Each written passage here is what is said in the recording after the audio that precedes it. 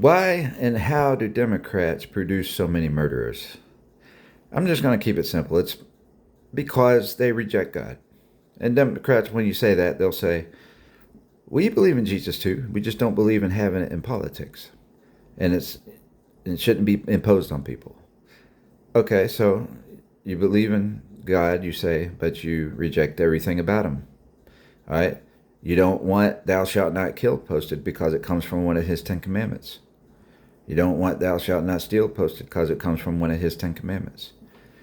You don't want to hear anybody, you don't want to allow us to warn people that there is a heaven and hell, specifically that there's a hell, and we're all going to hell if we don't choose heaven. We have to make that choice. So we're not allowed to talk religion and discuss why there's evidence that Jesus is the only real God. That's offensive. The reason we have the freedom of speech and freedom of religion is the freedom to pursue what's true about it and to explore and look at the evidence. So they don't want us to be able to do that. But so that's why they produce murder. So a lot of people that I've seen who might be prone to murder, who seem to be prone to murder, I've talked to a lot of people, more than most people, and I've run into people who think there's no hell. This is hell. This earth is hell, right? And those kind of people are the ones that end up doing some murderings. They're not the only types, but they get greedy and they believe this is all there is. There's no hope for anything else. So there's unsaved people who don't adapt that view as strongly as some I'm talking about. But when they adapt that view real strongly, they kind of want to, sometimes they do it to shut somebody out. Really, people who want to shut any knowledge out can be prone to that. And anybody's prone to kill somebody. Anybody can lose their temper, Christian or not Christian. Anybody still can lose their temper, overeat, and do gluttony, be tempted in sexual sins. We can all be tempted in anything. But there are people who don't care, and that's usually a non-Christian. And some people that think they're Christian and they don't care, they might not really be a Christian. Right? So now there's all moments of time when you don't care, but the people who regularly don't care, could care less, and all that kind of thing, they're most likely not a Christian. So because they're going to care, they're going to value life, they're going to revere life and love their neighbors and believe life is short and that it's an emergency to tell people about, warn people about hell, and we need to battle our own flesh so I've battled a lot of temptations I've had, and then at times my guard is down, or I made bad decisions at times. But for something in me that I think, for me, it shows that I'm, to me, myself, that, yeah, I know I'm saved because I've always been concerned and considerate that I love my neighbors. So I haven't had a problem with stealing for that reason. And also, I don't want to be labeled as a thief. I don't want to have people not trust me for that stuff.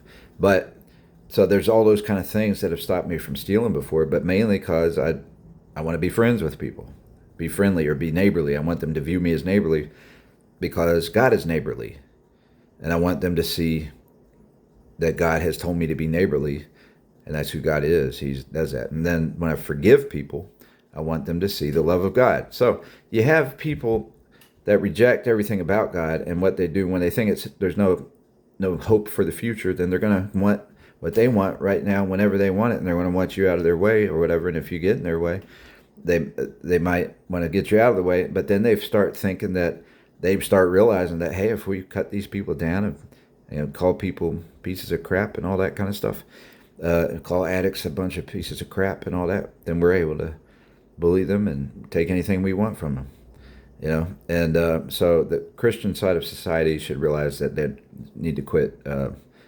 Them and the Fox News and Republicans need to realize that they not get caught up in this perfectionism. That's not real holiness, and it's really an economic law versus a biblical law. The way they compete for having a perfect name, never touched a beer in their life, never touched a cigarette in their life, and then hate on the people that have done that. Technically nobody's hurting anybody else when they take a medicine or a drink of tea, a coffee, a tea. But you can do some addition and multiplication and say, yes, they still hurt people because they're going to die of lung cancer and then their family's going to miss them. And so, yeah, that's true. But they're not stealing from somebody directly. They're not trying to harm somebody directly. But it can, oh no, and I understand those things can alter your mind and make you more short-tempered.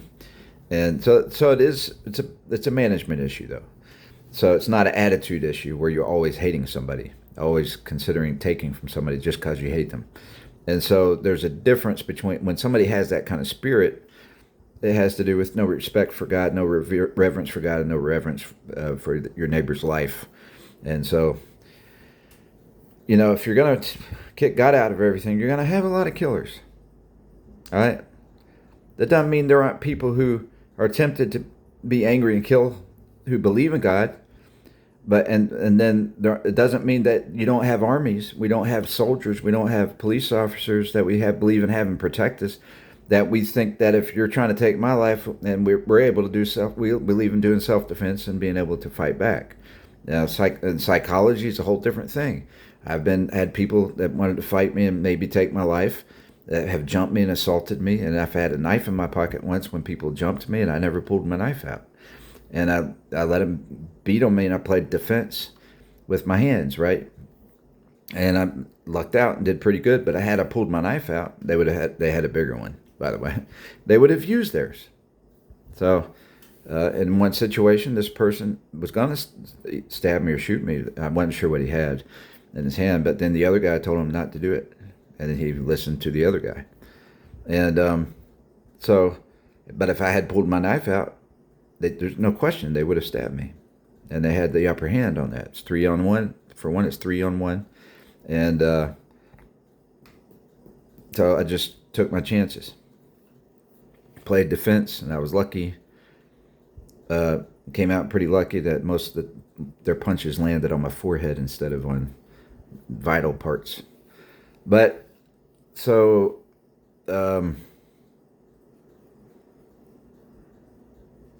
sometimes you make decisions. You be patient, or you're more conscientious. The Bible teaches you to be conscientious. So these people, I assume, were Democrats, frankly, and they were gangster Democrats somewhere.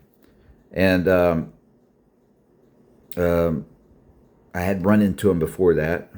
I understand there was a little situation. There was nothing going on. They were mad. They couldn't get money out of me or whatever, and that's basically it. But so they're being greedy. They've learned they can. That's people that like to jump folks for money if you don't do what they say. And I don't know if it was more for the fact that they wanted money, or that I wouldn't do what they say. There was no harsh words. They surprised me. I didn't know they were going to do that, jump me. But the ambulance, they beat me long enough for the ambulance to get there, and the ambulance skidded into the median, and they ran off. So like they had beat me and expected me to stay down or something, I guess. And I got up 3 times, and all 3 times they came back and kept doing it again. So, but the 3rd time or 4th or whatever, the ambulance was there, and somebody in the traffic called an ambulance. So anyway, but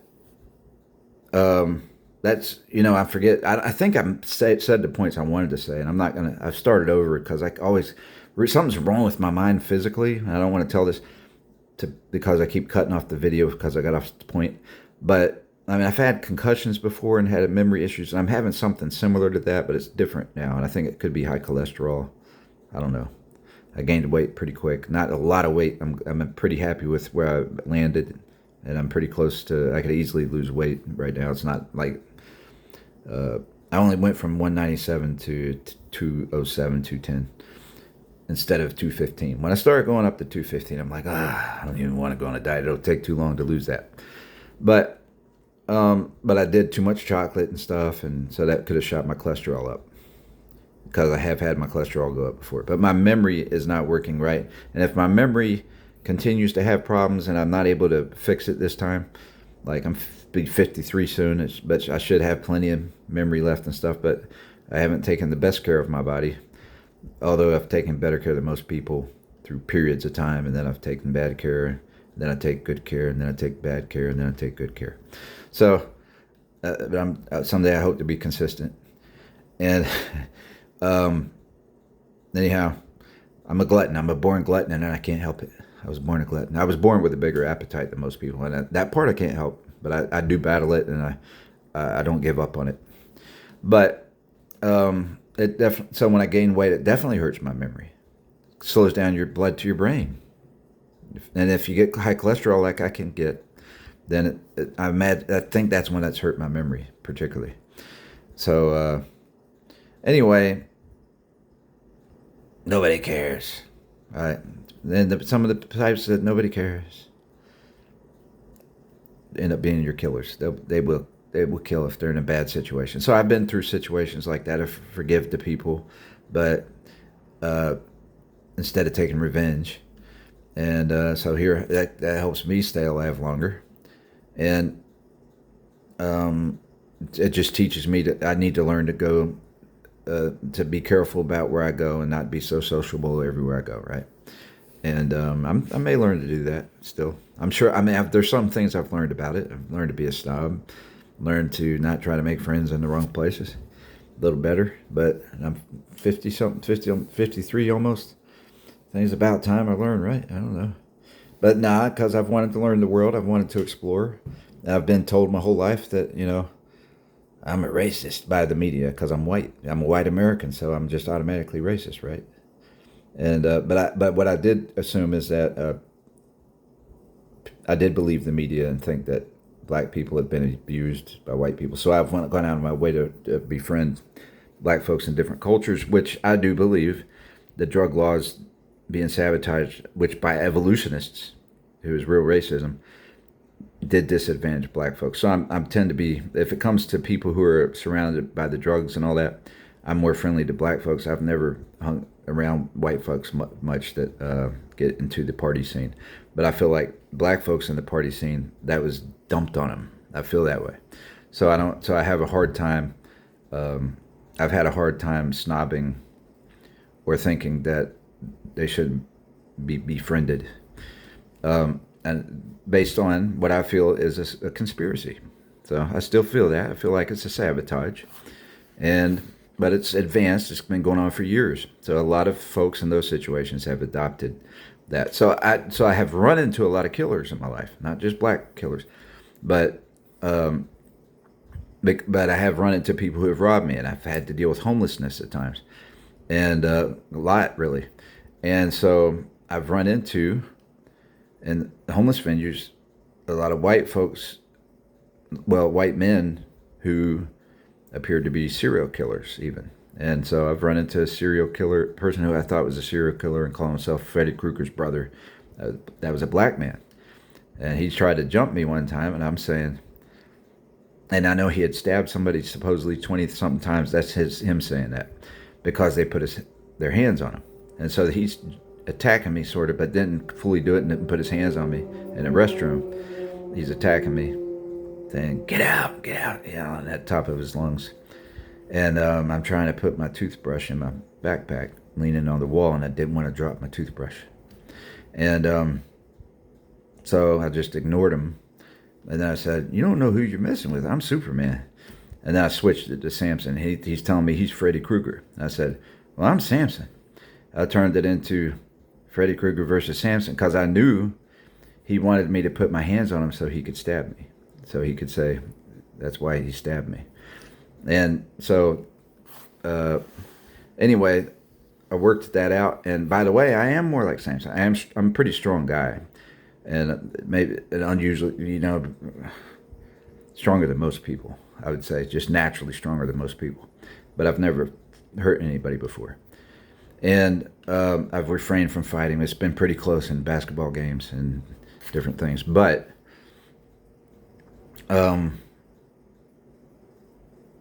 I've calmed down situations like that a lot of times. And it didn't work, though. He started regularly showing me his scissors or whatever. We're in a place where you're not supposed to have a knife or anything. And he wanted to keep showing me his scissors and stuff like that because he was being paranoid because he was, I think everybody else had left except me just about from the bunk area that he was in. asked to be moved away. And I just ignored it. But I would go in there every night and just, when I was there, and I would just try to race to the bed before I would see him and face the other direction, go to sleep. But at one point, he's let me know that, Freddy Krueger waits for people to go to sleep before he stabs them or kills them or whatever. And so I didn't stay much longer once it got worse like that, but I was planning to leave anyway. So this person, though, so that's one. So I have experience with killers. I think he may be a serial killer. He watches horror films all night, every day of the year, 365 days a year. But it was a shelter. And the shelter, I don't know if they were scared to put him out, scared of him, or what. But he had been there almost a year and probably got housing, and everybody else kept leaving there because of him and didn't get their housing, So, and I'll just say, frankly, he was doing weird stuff. Like, I think he was just dealing drugs, right? I ignored him, stayed away from him. And in the restroom, he'd be in that stall regularly. That if you had to use the restroom at night, you'd notice he was back in that stall by the wall where I was putting my toothbrush. And maybe he had a stash of drugs over there, and that's part of why he did what he did. So, anyhow, that's my guess, because I had found drugs dropped on the floor by my bed once. I picked them up quickly and threw them away before I was accused of having them, right? And so there's no temptation there for me. I mean, that's my place, my bed. I wasn't taking a chance losing my bed. I didn't party. If I ever partied, it was because I got depressed. When any kind of daily addiction for me, And so I may as well say this. I may end the video. Why did I bring this? Because I know killers. I've known killers. I've met killers. And they don't believe in God. That person did pretend to believe in God at times and would talk about Christianity. But I forget, really, it's been a while since that happened, and I don't remember, especially with my I'm having a physical issue with my memory right now. It's temporary, hopefully.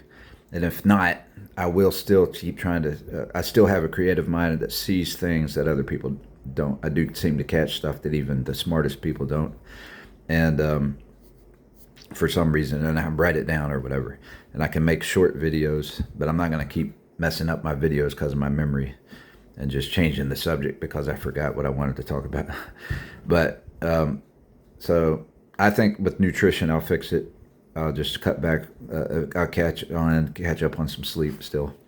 And but so the Democrat Party produces lots of killers. And I will note this, though. Since I've been in those circles, and I'm just revealing that more clearly than I've done before, that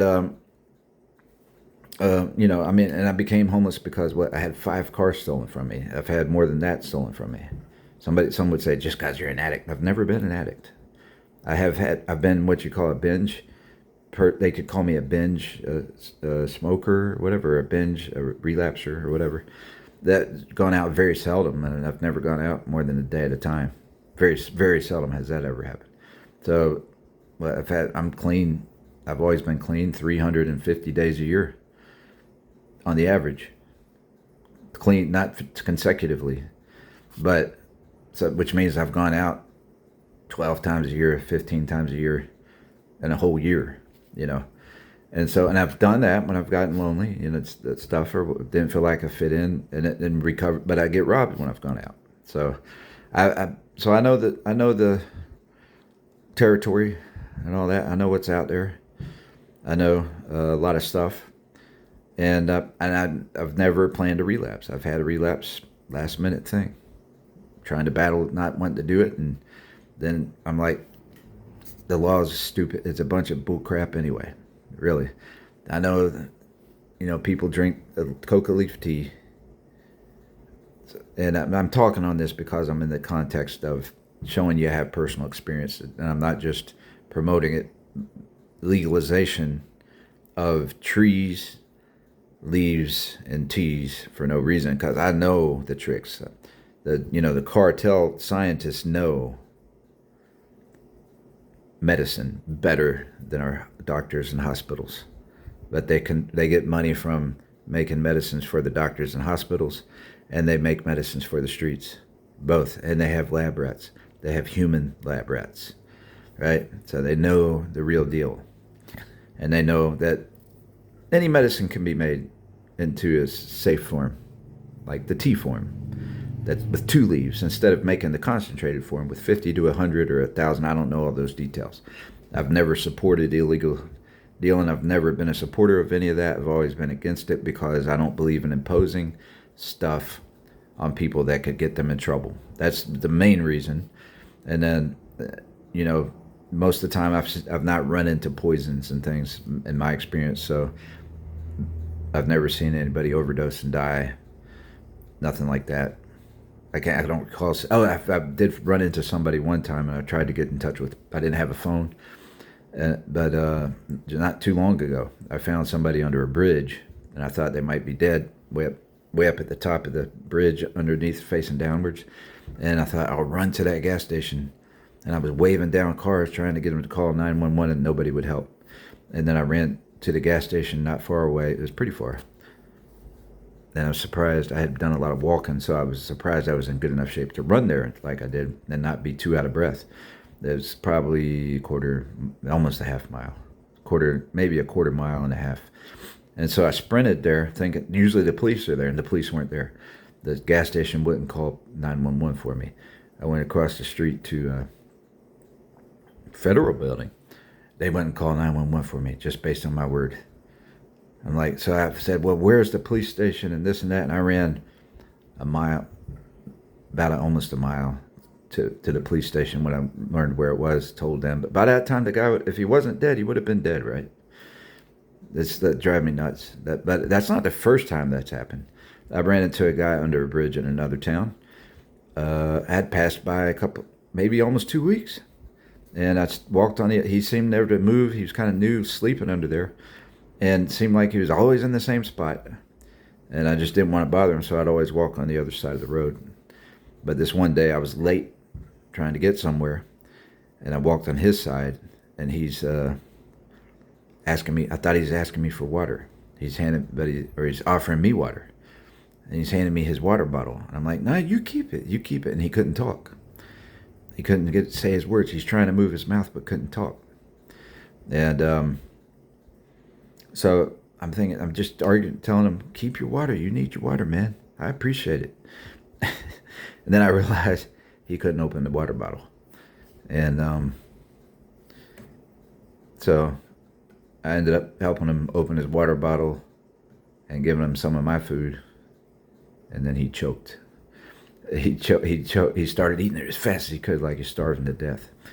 And I won't say there's a man down the way. I'll say it because I suspect it was his son or something that knew him and was embarrassed by him.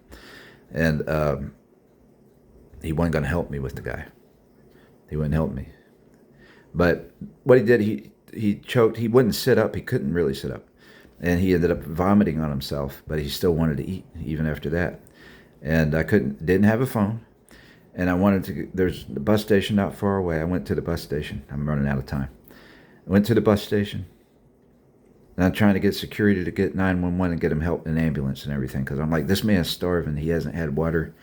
And I know he's been there a long time and hasn't been able to open his bottles of water. And somebody said, well, he's a veteran. And they know, the veterans place knows about him, and they've given him some water and stuff. But nobody knew he couldn't open the bottle of water or what. And so that's why he was so weak, in my view, right? Come to find out, they claimed... Anyway, I won't go into that. Nobody helped me. The firemen were there for somebody that got in a fight. And I had to ask the firemen to come, and then I yelled at them because they said they're coming, and they were brushing me off and weren't going to come help the guy.